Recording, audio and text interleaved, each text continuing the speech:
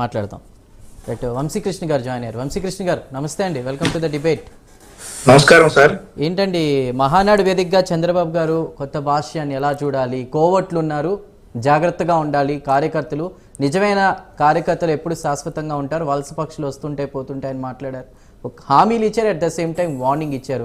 మరి law and order అనేది ఈ ప్రభుత్వం వచ్చి సంవత్సర కాలం అయింది, మరి ఇన్ని హత్యలు అవి జరుగుతున్నా కూడా లా అండ్ ఆర్డర్ ఎక్కడికి పోయింది అనేది వైసీపీ వాదనగా ఉంది. దానికి మీ సమాధానం ఏంటి? సార్, మీకు ప్యానల్లో ఉన్న పెద్దలకు, ప్రైమ్ 9 వ్యూవర్స్ అందరికీ కూడా గుడ్ ఈవినింగ్. చాలా మాట్లాడారు మరి పాదయాత్ర వెంకటేశ్వర రెడ్డి గారు. చంద్రబాబు నాయుడు గారు జాతకం ఏంటోనండి, అట్లానే ఉంటది పాపం. ఆయన పని చేస్తారు, ఆయన కాలిగోటికి కూడా సరిపోనటువంటి పుహారుగాడు అందరితోటి మాటలు అనిపించుకుంటాడు చంద్రబాబు నాయుడు గారు. ఈరోజు చంద్రబాబు నాయుడు గారు క్లియర్గా చెప్పారు, కోవర్ట్లు ఉన్నారు పార్టీలో, అవతల వారికి మేలు చేసేలా ప్రవర్తిస్తున్నటువంటి కోవర్ట్లు ఉన్నారు పార్టీలో అనేది మా పార్టీ అంతర్గత వ్యవహారం. మా పార్టీలో ఉన్నటువంటి కోవర్ట్ల గురించి ఆయన అన్నారు. అలాగే లా అండ్ ఆర్డర్ గురించి కూడా మాట్లాడుతూ ఉన్నారు. లా అండ్ ఆర్డర్ గురించి కూడా మాట్లాడి ఎంతటి వాడైనా కానీ తప్పు చేస్తే శిక్షిస్తాను అని చెప్పేటటువంటి మాట అంటా ఉన్నారు.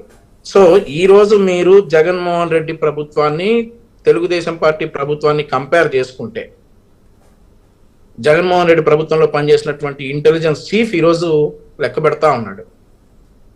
సిఐడి చీఫ్ ఇద్దరు ఈరోజు ఎక్కడున్నారో తెలుసు, సస్పెండ్ అయి ఉన్నారు. ఇద్దరు సీనియర్ ఐపీఎస్లు సస్పెండ్ అయి ఉన్నారు, ఐఏఎస్లు సస్పెండ్ అయి ఉన్నారు, ఎమ్మెల్యేలు లోపల ఉన్నారు. పిన్నెల్లి రామకృష్ణారెడ్డి దగ్గర లెక్క పెట్టుకుని రేపో మాపో మళ్ళీ లోపలికి వెళ్ళబోయే పిన్నెల్లి రామకృష్ణారెడ్డి వరకు ఎవడు తప్పు చేసినా కానీ తాట తీస్తామని చెప్పేసి చంద్రబాబు నాయుడు గారు చెప్పారు. ఆ రకంగా లా అండ్ ఆర్డర్ ఆయన చాలా టైటన్ చేశారు. అక్కడక్కడ జరుగుతున్నటువంటి ఈ హత్యలు ఏవైతే ఉన్నాయో, అన్ఎక్స్పెక్టెడ్ గా జరుగుతున్నటువంటి కొన్ని హత్యలను కూడా కంట్రోల్ చేస్తామని చెప్తా ఉన్నారు. ఈయన మరి పాదయాత్ర వెంకటేశ్వర రెడ్డి గారు చెప్తా ఉన్నారు. అట్లాగే నిజంగా ఈ ఆంధ్రప్రదేశ్ రాష్ట్రంలో ఇవన్నీ కంట్రోల్ అవ్వాలంటే ప్రతి వైసీపీ వాళ్ళు లోపల ఉండాలి. వైఎస్ఆర్ కాంగ్రెస్ పార్టీకి సపోర్ట్ చేసే ప్రతి ఒక్కడు లోపల ఉండాలి. అంతెందుకు మరి నేను చెప్పొచ్చో చెప్పకూడదు, గుంటూరు జిల్లాలో ఒక కంప్లైంట్ రిజిస్టర్ అయ్యి చాలా మంది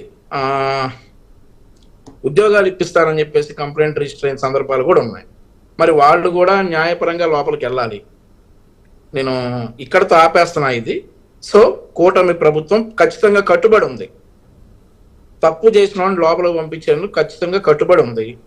సో నేను ఇంకేం చేయలేను, అంటే ఇప్పుడు నేను ఉద్యోగాల సందర్భం తెచ్చాను కాబట్టి గుమ్మడికాయల దొంగలు ఎవరు భుజాలు తడుముకోవద్దు, ఈ ప్యానల్లో ఉన్న గుమ్మడికాయల దొంగలు ఎవరు కూడా భుజాలు తడుముకోవద్దు. మనం చేసిన పనులేంటి, మనం ఎన్ని పనులు చేసామో, ఏం చేసామో, ఈ రోజు ఎవరిని విమర్శిస్తామమ్మా అనేది ఒకసారి గుర్తు తెచ్చుకోవాలా. మనం చేసిన మంచి పనులా, మనం చేసిన పనులన్నీ ఒకసారి బ్యారీ చేసుకుని అవతల ఉన్నట్టు వాళ్ళని మనం కామెంట్ చేయాలన్నమాట. మనం చేసిన పనులే అట్లాంటి పనులు. సో మీరు చంద్రబాబు నాయుడు గారిని అనే అంతటి మాటలు మీరు కూడా, సో ఇవన్నీ కూడా కట్టిపెట్టాలా, ఇవన్నీ కట్టుబెట్టాలి. ఖచ్చితంగా తప్పు చేసిన వాళ్ళు లోపలికి వెళ్తాడని మా నాయకుడు చెప్పారు. ఈ రోజు మహానాడు వేదికగా అనేక సంస్కరణలు జరిగాయి, అనేక మార్పులు కూడా మేము అనౌన్స్ చేశారు. ఒక మహానాడు చాలా ఆహ్లాదకరమైన వాతావరణం జరిగింది. ఆ మూడ్ లో ఉన్నప్పుడు వచ్చి కెలికేసి చంద్రబాబు నాయుడు గారి గురించి ఇంకెవరో గురించి మాట్లాడితే మేము ఇంకా చాలా దారుణంగా మాట్లాడాల్సి వస్తుందని చెప్పి సందర్భంగా చెప్తాం. రైట్, మాట్లాడదాం. అంకమరావు గారు, నూతన అధ్యక్షుడిగా చంద్రబాబు గారు మరోసారి ప్రమాణ స్వీకారం